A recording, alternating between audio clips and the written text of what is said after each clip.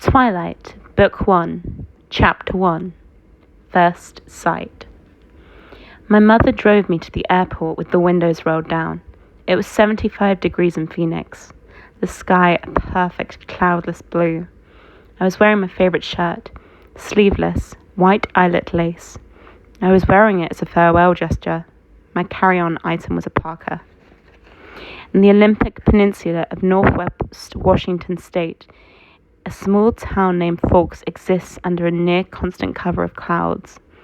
It rains on this inconsequential town more than any other place in the United States of America.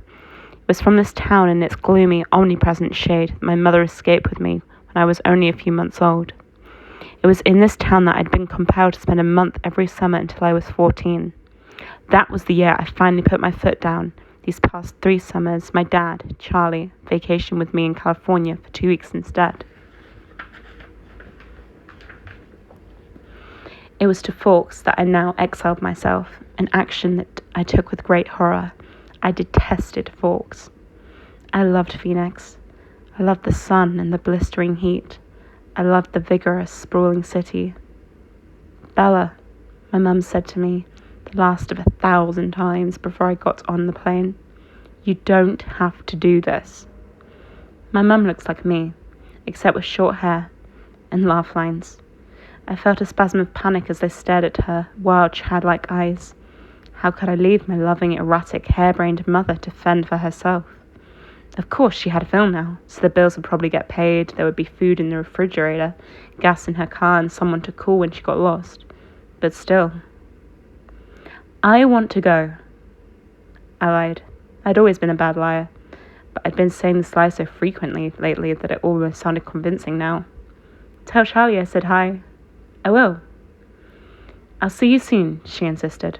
"You can come home whenever you want. I'll come right back as soon as you need me." But I could see the sacrifice in her eyes behind that promise. "Don't worry about me," I urged. "It'll be great. I love you, Mum." She hugged me tightly for a minute, and then I got on the plane, and she was gone.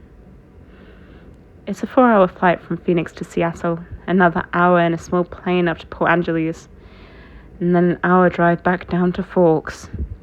Flying doesn't bother me. The hour in the car with Charlie, though, I was a little worried about. Charlie had been fairly nice about the whole thing. He seemed genuinely pleased that I was coming to live with him for the first time with any degree of permanence. He'd already got me registered for high school and was going to help me get a car. But it was sure to be awkward with Charlie. Neither of us was what anyone would call verbose, and I didn't know what there was to say regardless. I knew he was more than a little confused by my decision. Like my mother before me, I hadn't made a secret of my distaste for Forks. When I landed in Port Angeles, it was raining. I didn't see it as an omen, just unavoidable. I'd already said my goodbyes to the sun. Charlie was waiting for me with the cruiser. This I was expecting too. Charlie is police chief swan to the good people of Forks. My primary motivation behind buying a car, despite the scarcity of my funds, was that I refused to be driven around town in a car with red and blue lights on top. Nothing slows down traffic like a cop. Charlie gave me an awkward one-armed hug when I stumbled my way off the plane. "It's good to see you, Bells," he said, smiling as he automatically caught and steadied me. "You haven't changed much. How's your knee?" "Mum's fine." "It's good to see you too, Dad." I wasn't allowed to call him Charlie to his face. I had only a few bags. Most of my Arizona clothes were too permeable for Washington.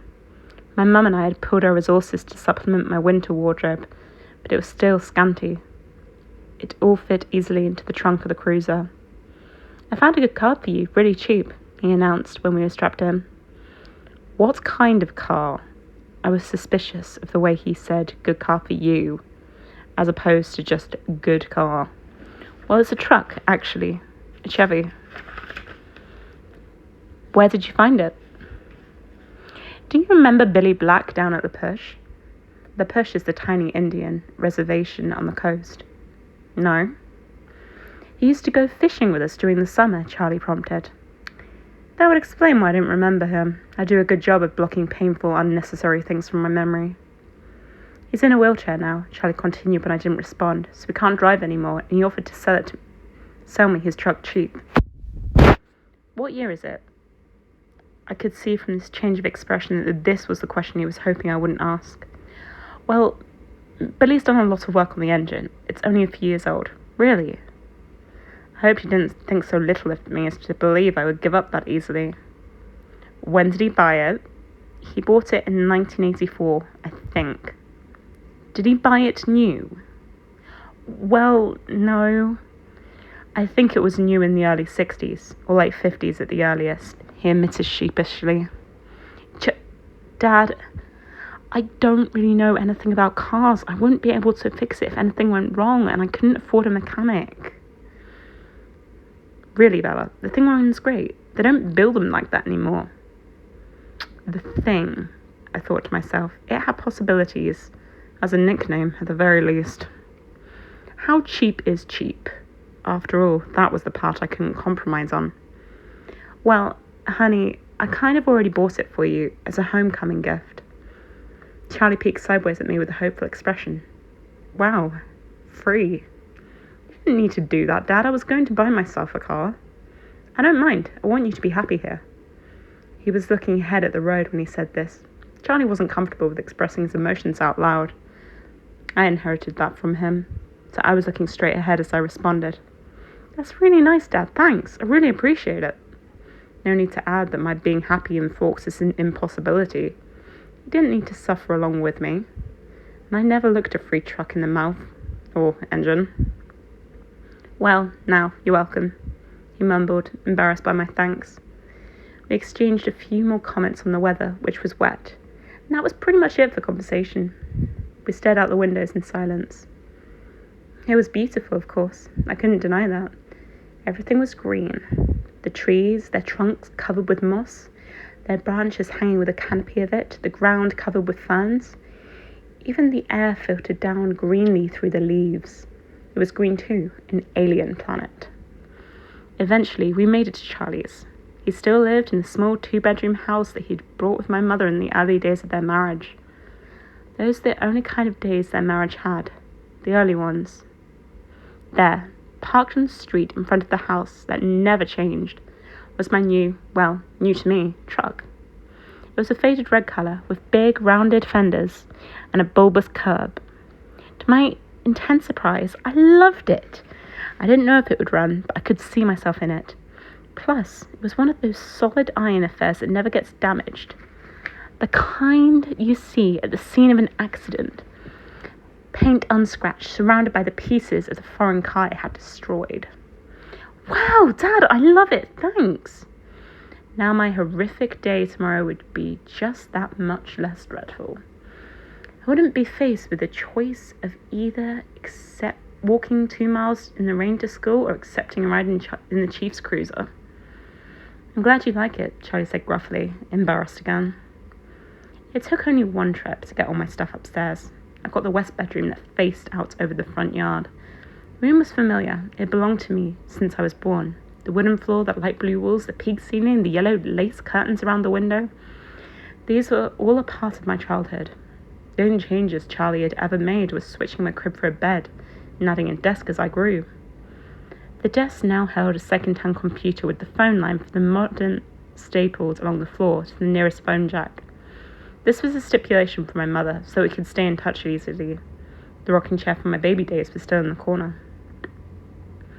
There was only one small bathroom at the top of the stairs, which I would have to share with Charlie.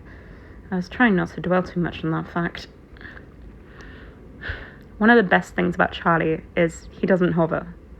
He left me alone to unpack and get settled, a feat that would have been altogether impossible for my mother. It was nice to be alone, not to have to smile and look pleased, relieved to stare dejectedly out the window at the sheeting rain, and let just a few tears escape. I wasn't in the mood to go on a real crying jag. I would save that for bedtime, when I would have to think about the coming morning. Forks High School had a frightening total of only 357, now 58, students. There were more than 700 people in my junior class alone back home. All the kids here have grown up together. Their grandparents have been toddlers together. I would be the new girl from the big city, a curiosity, a freak. Maybe, if I looked like a girl from Phoenix should, I could work this to my advantage. But physically, I'd never fit in anywhere. I could be tan, sporty, blonde, a volleyball player, or a cheerleader perhaps, all the things that go with living in the valley in the sun. Instead, I was ivory-skinned, without even the excuse of blue eyes or red hair, despite the constant sunshine. I had always been slender, but soft somehow, obviously not an athlete. I didn't have the necessary hand-eye coordination to play sports without humiliating myself and harming both myself and anyone else who stood too close. When I finished putting my clothes in the old pine dresser, I took my bag of bathroom necessities and went to the communal bathroom to clean myself up after the day of travel. I looked at my face in the mirror as I brushed through my tangled, damp hair. Maybe it was the light, but already I looked sallower, unhealthy. My skin could be pretty. It was very clear, almost translucent looking, but it all depended on colour. I had no colour here. Facing my pallid reflection in the mirror, I was forced to admit that I was lying to myself. It wasn't just physically that I'd never fit in. And if I couldn't find a niche in school with 3,000 people, what were my chances here? I didn't relate well to people my age. Maybe the truth was that I didn't relate well to people, period. Even my mother, who I was closer to than anyone else on the planet, was never in harmony with me. Never on exactly the same page. Sometimes I wondered if I was seeing the same things through my eyes that the rest of the world was seeing through theirs. Maybe there was a glitch in my brain. But the cause didn't matter. All that matters was the effort, and tomorrow would be just the beginning. I didn't sleep well that night, even after I was done crying. The constant whooshing of the rain and the wind across the roof wouldn't fade into the background. I pulled the faded old quilt over my head and later added the pillow, but I couldn't fall asleep until after midnight, when the rain finally settles into a quieter drizzle. Thick fog was all I could see out my window in the morning, and I could feel the claustrophobia creeping up on me. You could never see the sky here. It was like a cage. Breakfast with Charlie was a quiet event. He wished me good luck at school. I thanked him, knowing his hope was wasted. Good luck tended to avoid me. Charlie left first, off to the police station that was his wife and family. After he left, I sat at the old square oak table in one of the 3 unmatching chairs and examined his small kitchen with its dark panelled walls, bright yellow cabinets and white linoleum floor. Nothing had changed. My mother had painted the cabinets 18 years ago in attempts to bring some sunshine into the house. Over the small fireplace in the adjoining handkerchief-sized family room was a row of pictures. First, a wedding picture of Charlie and my mum in Las Vegas, then one of the 3 of us in the hospital after I was born, taken by a helpful nurse, followed by the procession of my school pictures up to the last years. Those were embarrassing to look at. I would have to see what I could do to get Charlie to put them somewhere else, at least while I was living there. It was impossible, being in this house, not to realise Charlie had never gotten over my mum. It made me uncomfortable. I didn't want to be too early to school, but I couldn't stay in the house anymore. I donned my jacket, which had the feel of a biohazard suit, and headed out into the rain. It was just drizzling still, not enough to soak me through. Immediately, as I reached for the house key, that was always hidden under the eaves by the door and locked up. The sloshing of my new waterproof boots was unnerving. I missed the normal crunch of gravel as I walked. I couldn't pause and admire my truck again as I wanted. I was in a hurry to get out the misty wet that swirled around my head and clung to my hair under my hood. Inside the truck, it was nice and dry. Either Billy or Charlie had obviously cleaned it up. The tan upholstered seat still smelled faintly of tobacco, gasoline, and peppermint. The engine started quickly to my relief, but loudly, roaring to life, and then idling at top volume. Well, a truck this old was bound to have a flaw. The antique radio worked, a plus that I hadn't expected. Finding the school wasn't difficult, though I'd never been there before. School was, like most other things, just off the highway. It was not obvious that it was a school, only the sign, which declared it to be the Fawkes High School, made me stop. It looked like a collection of matching houses, built with maroon-coloured bricks. There were so many trees and shrubs I couldn't see its size at first. Where was the feel of the institution? I wondered nostalgically. Where were the chain-link fences, the metal detectors? I parked in front of the first building, which had a small sign over the door reading Front Office. No one else was parked there, so I was sure it was off limits, but I decided I would get directions inside instead of circling around in the rain like an idiot. I stepped unwillingly out of the toasty truck cab and walked down a little stone path lined with dark hedges. I took a deep breath before opening the door. Inside, it was brightly lit and warmer than I'd hoped. The office was small, a little waiting area with padded, folding chairs. Orange-flecked commercial carpet, notices and awards cluttering the walls. A big clock ticking loudly. Plants grew everywhere in large plastic pots, as if there wasn't enough greenery outside. The room was cut in half by a long counter, cluttered with wire basket full of papers and brightly coloured flyers taped to its front. There were 3 desks behind the counter, one of which was manned by a large red-haired woman wearing glasses. She was wearing a purple t-shirt, which immediately made me feel overdressed. The red-haired woman looked up. "Can I help you?" "I'm Isabella Swan," I informed her, and saw the immediate awareness light her eyes. I was expected, the top of the gossip, no doubt. Daughter of the chief's flighty ex-wife, come home at last. "Of course," she said. She dug through a precariously stacked pile of documents on her desk till she found the one she was looking for. "I have your schedule right here and a map of the school." She brought several sheets to the counter to show me.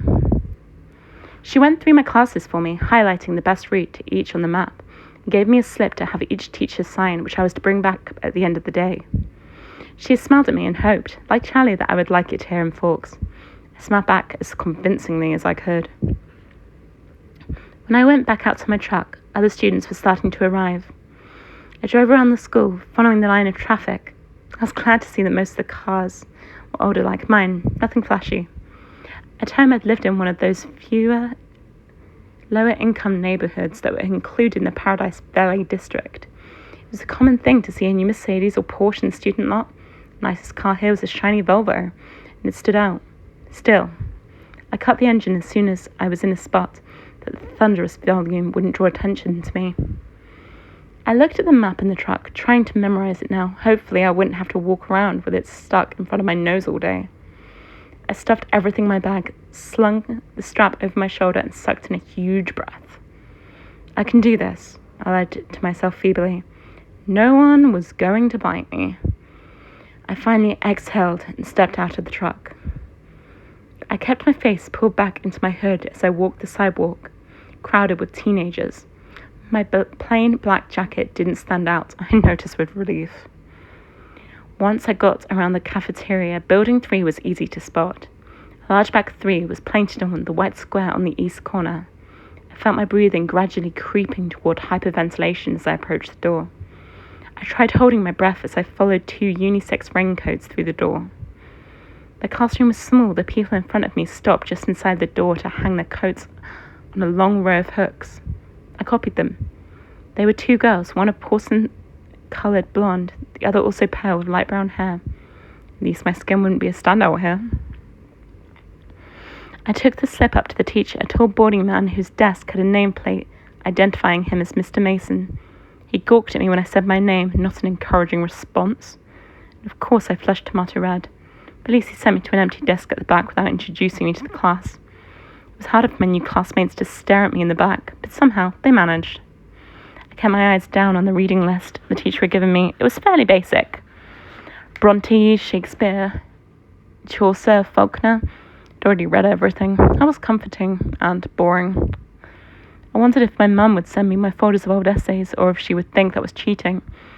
I went through different arguments with her in my head while the teacher droned on.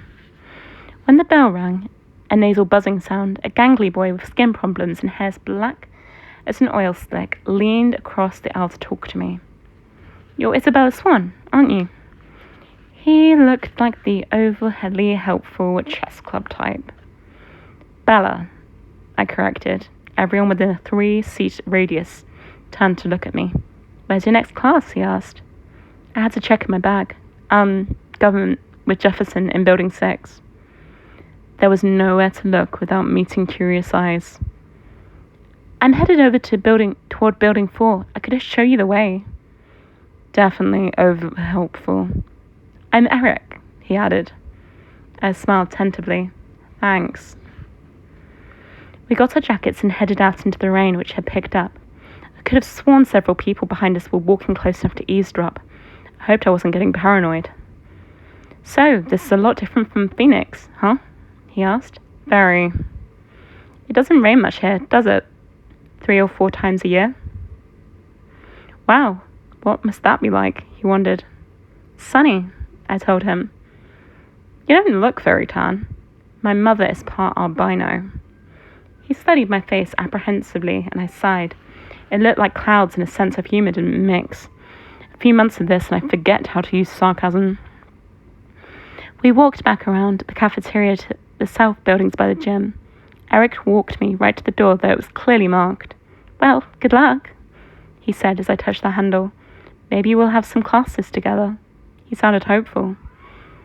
I smiled at him vaguely and went inside. The rest of the morning passed in about the same fashion. My trigonometry teacher, Mr. Varner, who I would have hated anyway just because of the subject he taught, was the only one who made me stand in front of the class and introduce myself. I stammered, blushed, and tripped over my own boots on the way to my seat. After 2 classes, I started to recognize several of the faces in each class. There was always someone braver than the others who would introduce himself and ask me questions about how I was liking Forks. I tried to be diplomatic, but mostly I just lied a lot. At least I never needed the map. One girl sat next to me in both Trig and Spanish. She walked with me to the cafeteria for lunch. She was tiny, several inches shorter than my 5 feet 4 inches, but her wildly curly dark hair made up a lot of the difference between our heights. I couldn't remember her name, so I smiled and nodded as she prattled about teachers and classes. I didn't try to keep up. We sat at the end of a full table with several of her friends, who she introduced to me. I forgot all their names as soon as she spoke them.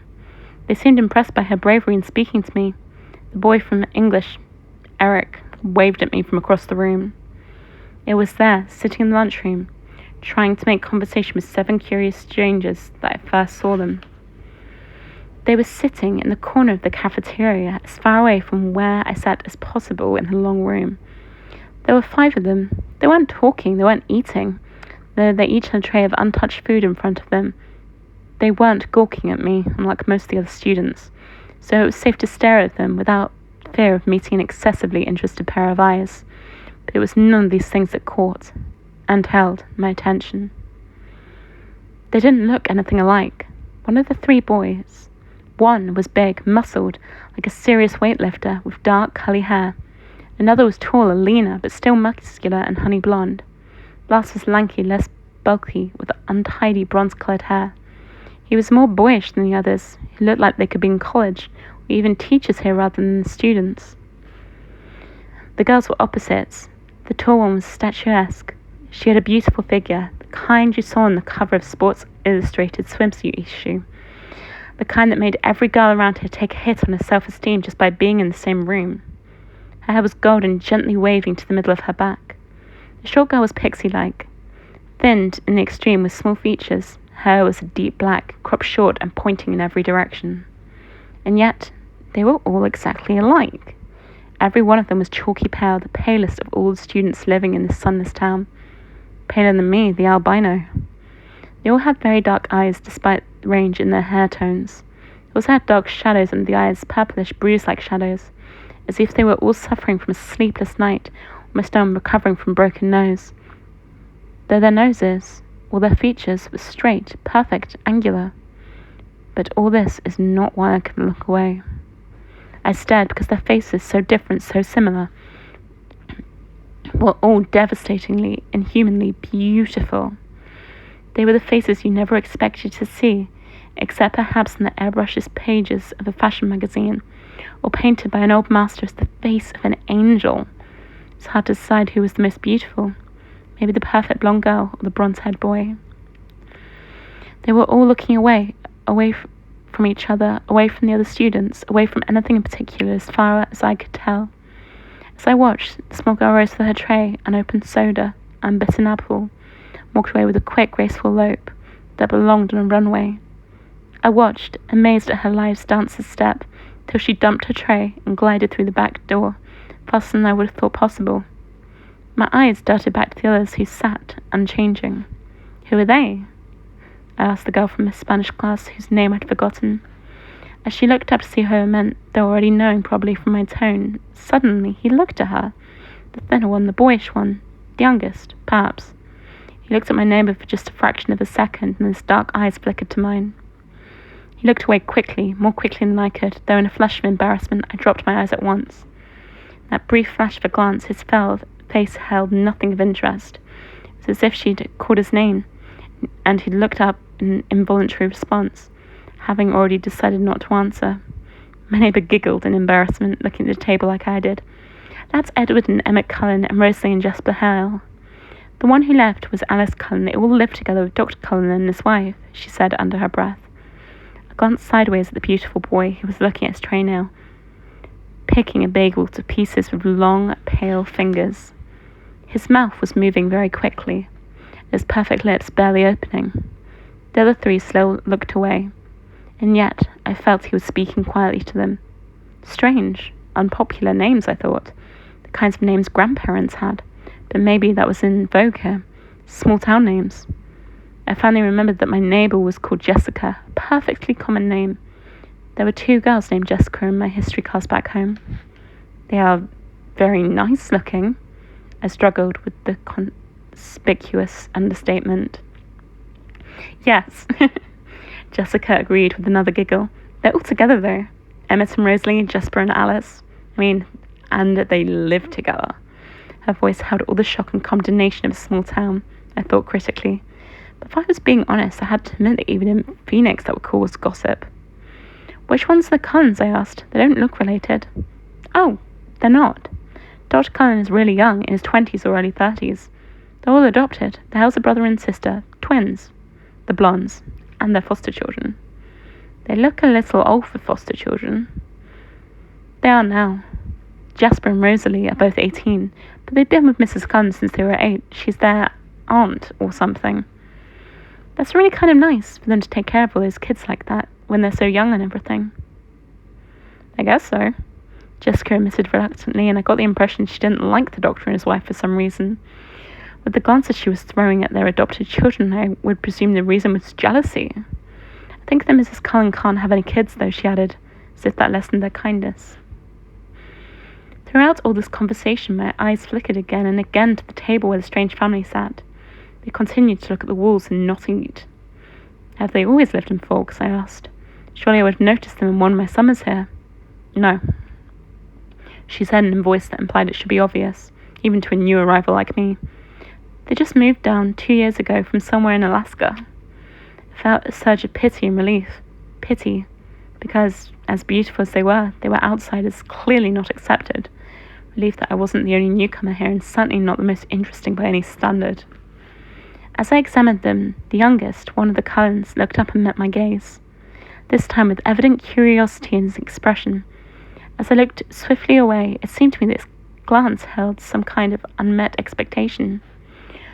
Which one is the boy with reddish-brown hair? I asked. I peeked at him from the corner of my eye, and he was still staring at me, but not gawking like some of the other students had today. He had a slightly frustrated expression.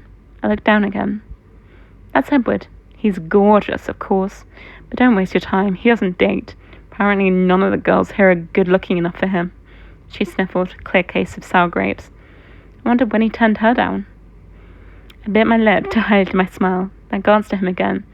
His face was turned away, but I thought his cheek appeared lifted as if he was smiling too. After a few more minutes, the 4 of them left the table together. They were all noticeably graceful, even the big brawny one. It was unsettling to watch. The one named Edward didn't look at me again. I sat at the table with Jessica and her friends longer than I would have if I had been sitting alone. I was anxious not to be late for class on my first day. One of my new acquaintances, who considerably reminded me that her name was Angela. Had biology 2 with me in the next hour. We walked to class together in silence. She was side 2. When we entered the classroom, Angela went to sit in a black-top table exactly like the ones I was used to. She already had a neighbour. In fact, all the tables were filled but one.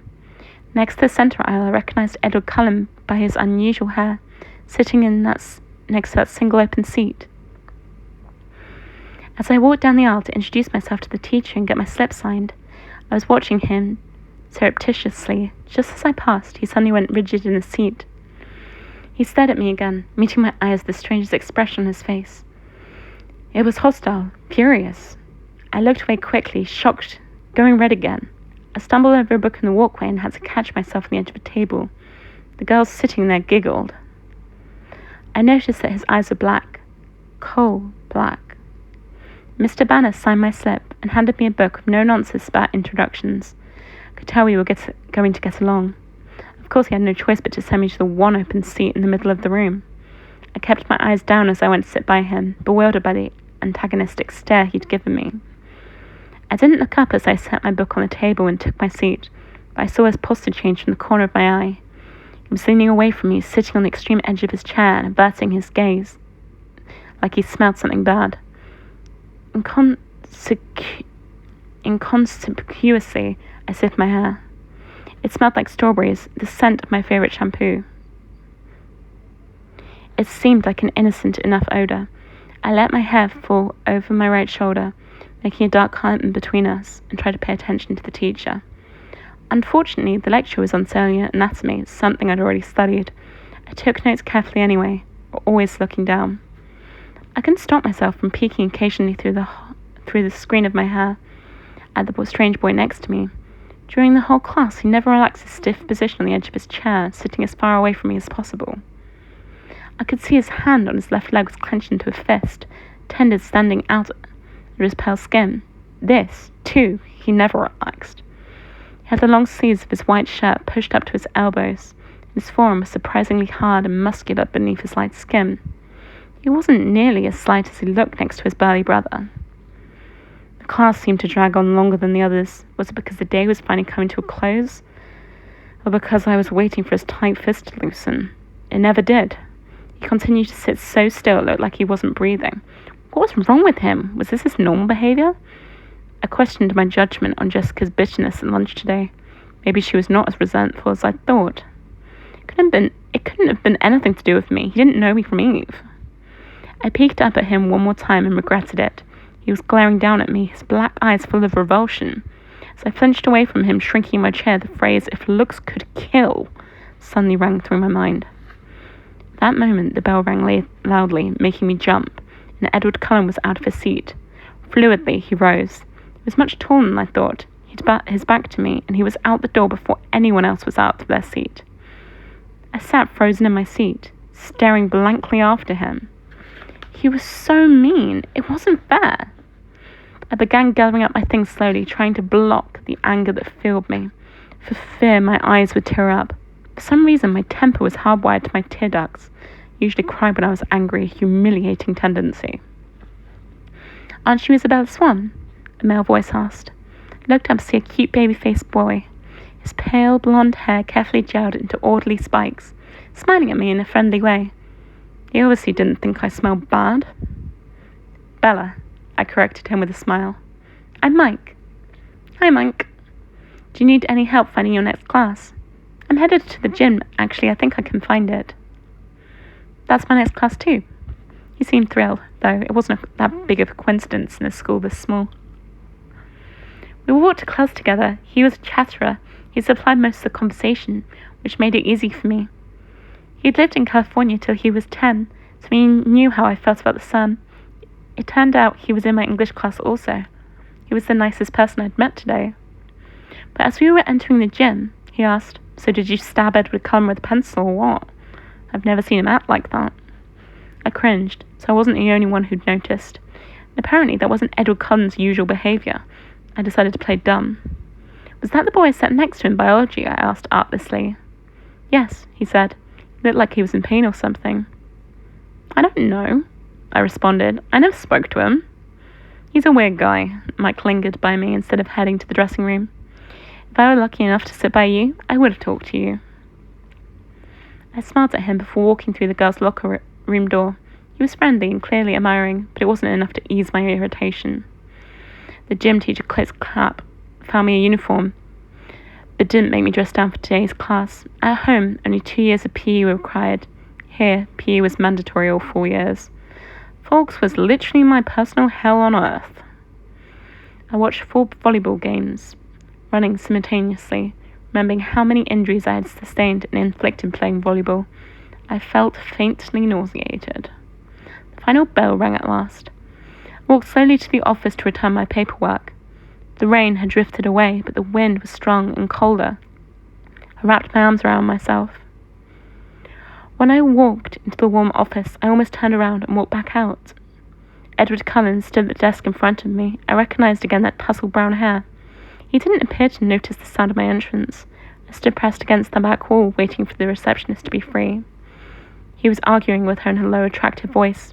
I quickly picked up the gist of the argument. He was trying to change from 6th hour biology to another time, any other time. I just couldn't believe that this was about me. It had to be something else. Something that happened before I entered the biology room. The look on his face must have been about another aggravation entirely. It was impossible that this stranger could take such a sudden, intense dislike to me.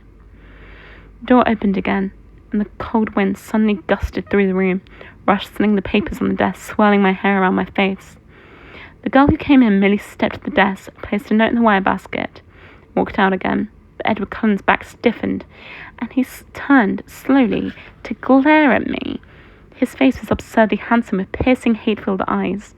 For an instant, I felt a thrill of genuine fear raise the hair on my arms. The look only lasted a second, but it chilled me more than the freezing wind. He turned back to the receptionist. "Never mind, then," he said hastily in a voice like velvet. "I can see that it's impossible. Thank you so much for your help." And he turned on his heel without another look at me and disappeared out the door. I went meekly to the desk, my face white for once instead of red, and handed her the signed slip. "How did your first day go, dear?" the receptionist asked maternally. "Fine," I lied, my voice weak. She didn't look convinced.